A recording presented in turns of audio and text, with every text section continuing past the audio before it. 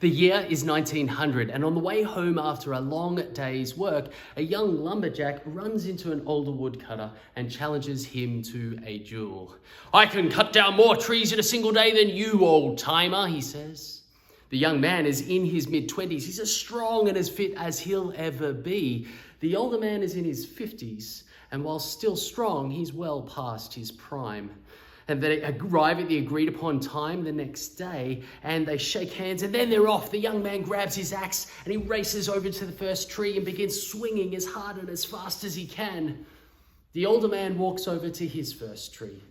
He looks it up and down, reaches into his pocket and pulls out a sharpening stone. He sits down and begins to sharpen his axe. And it's only when his axe is sharp enough that he stands up and he takes his first swing. Now, the young man, he drops his tree first, and as soon as it hits the ground, he races over to the next one, begins swinging as hard and as fast as he can. And the older man, he eventually drops his first tree. He walks over to the next one. He sits down and begins to sharpen his axe. And this pattern repeats itself throughout the day. Every time the young man drops a tree, races to the next one and begins swinging and hard as fast as he can. And each time the older man drops a tree, he sits down and sharpens his axe. And at the end of the day, the young man has cut down 10 large trees. It's truly an impressive feat. And the older man, well, he's cut down 13. He's won the competition.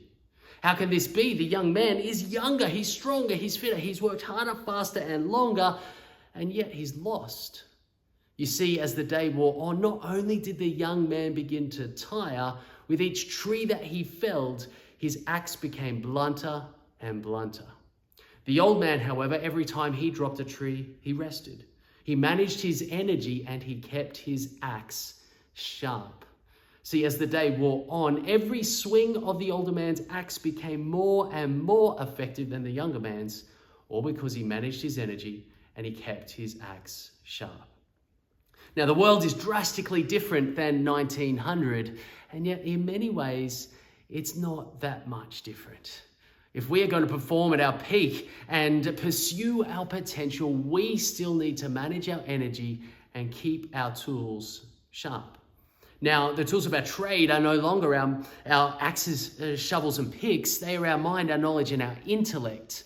See, we need to keep ourselves sharp. We need to make sure that our minds stay sharp so that we can sustain our performance as leaders despite the pressures of business. So how do we stay sharp? Well, our brain is part of our body, and if our body is run down, then our brain is too. If our brain is not functioning optimally at the chemical level, it doesn't have a chance to stay as sharp as it could. And so really, it's about getting back to our foundations, our exercise, nutrition, and sleep. It's not a sexy message, but it's an all too necessary one. You see, we all know what we need to do in these areas.